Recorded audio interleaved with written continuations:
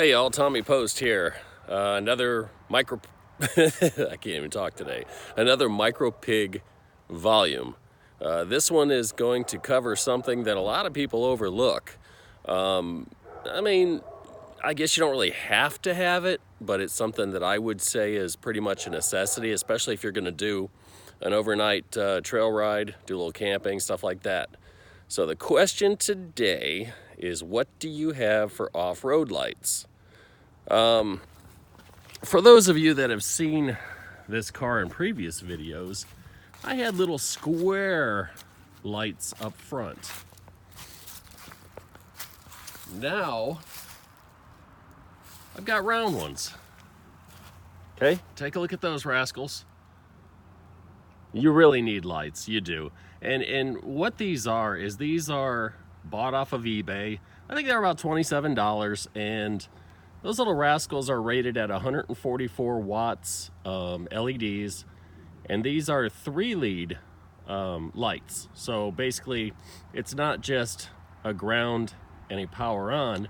This one has a 3rd lead that lets you fire up just a part of this. So if you look inside this light, you see a little thing here that's kind of almost shaped like an X, kind of like an H. I don't know if it was straight, it would look like an H, but in either case, that little thing lights up. What I did is I took those and I wired those 2 wires only to the running lights.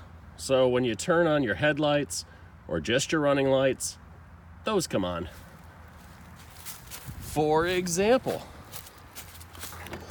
we'll just turn those on. And I'll tell you what, videos they just don't do it justice. And I can't wait till dark to show them to you better, but really those little H's are very well defined. See if a different angle will get them. I don't know. But they light up with your running lights. It's just a little extra visibility for during the day. Then on the other hand, you're out on the trail and got your headlights on. Take this little guy, turn that on. That little switch is a separate switch wired directly into those spot beams. Now those are actually not just spot and they're not just flood, it's a combo beam. So what it does, it has on the sides of each one is a little like a frosted area that refracts the light and floods, but then you might have spotted it a little bit ago. You can see the clear lenses top and bottom, and those pretty much make a spot beam. So they really work. It's a little one. This thing is called a 5-inch, but they really only measure 4.5 inches because the 5 inches goes all the way to the bottom of the swivel where they mount. But then, what do you have behind you? Well, on the same circuit, I've got rear-facing flood beams. And that's so when you're riding at night, you can really see everything behind you. A lot of damage happens when you're trying to back down a trail that's really dark. I did not feel that I needed to wire them separately for the rear facing and the front facing, because anytime I use them is going to be on the trail. So it really didn't make a whole lot of sense to wire them up separate. These were the lights that I had originally on the front. Now they are also rated at 144 watts. It's a 7-inch wide rectangle, also an eBay item. Oddly, they work well. The reason I took them off the front is because of how they mount. If you see that little bracket right there and those 2 pinch screws that let you change the angle of the beam itself, you can see the slots in it. You just loosen up those 2 Allen cap screws And you can kind of swivel that up or swivel it down, and it changes the angle of the beam. In theory, that's a great thing. But in practice up here, it was a horrible thing. Now what I've got mounted here is really just, inside of these, there's a hard plastic bumper that's underneath. This is just a urethane skin right here. So what I did was I drilled straight down through this apron and into the plastic bumper underneath.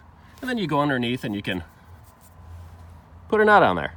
Well, the other thing you need to keep in mind though is because there's an air gap between the bumper skin and the internal bumper, you're going to want to use some spacers. You can either cut a small piece of PVC pipe, or I had some wall mount TV hardware that had some lag spacers in it. I double stacked a couple of those and they worked perfect. And what they do is it pinches down on the apron just a hair, but it's really just enough that you can slide the wires through, which is kind of cool. Just a little bonus, I guess. But these are cool because you can loosen it here and you can change the angle of the beam itself. But on the other ones, the rectangle ones that were on here, you couldn't get back there. I mean, you'd take your little Allen wrench and try to fit it between the grill and the back of the light to make those adjustments. And honestly, it was a pain. You ended up having to take an Allen wrench and literally grind the end off of it so that the L on the end of it was shorter than it originally had. That way you could get down there and turn it like a half a turn at a time and loosen them up and try to set it. Well, this is way easier, and that's why I switched them. These, like I said, it's got a pinch bolt right here that goes into a stainless steel bracket here, and you could just grab that thing and put it where you like it and then tighten them up. So it's a way better application for the front. Well, the Micro Pig is finally branded. Since I've got you all, I don't know if I mentioned this or not, but that looks like yellow for the pig, but honestly, it's neon orange. Same neon orange as a hunting cap. Maybe a different angle look like it. Might just be the white balance, but in either case, there it is. Micro Pig is finally branded. Just to tell you that I finished up my roof rack too. I ended up painting the whole top of the car with bed liner. This is a Rust-Oleum bed liner. First coat I have on here is without the rubber crumb in it, so there's no friction modifier in here, but you can see it's textured anyway. And the reason I did that, I wanted to paint all the hardware, the rails, paint everything, including my little cross brackets here, paint everything in black. And it was more than that. Anybody have Max Tracks on your ride? If you don't, you should. Well, the Max Tracks, I'll probably do a separate video on those things, but they slide right in there. And that's why I ended up doing a bed liner on top, because they'll just continue to scratch the paint as you move them in and out, especially when they get muddy and there's sand in the mud and all that stuff. So that is where we are. Oh yeah, little pig's tail.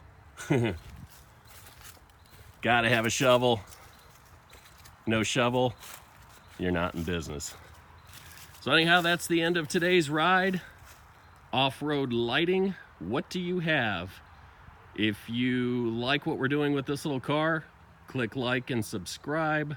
Also check it out on Facebook, Micro-Pig Off-Road Club.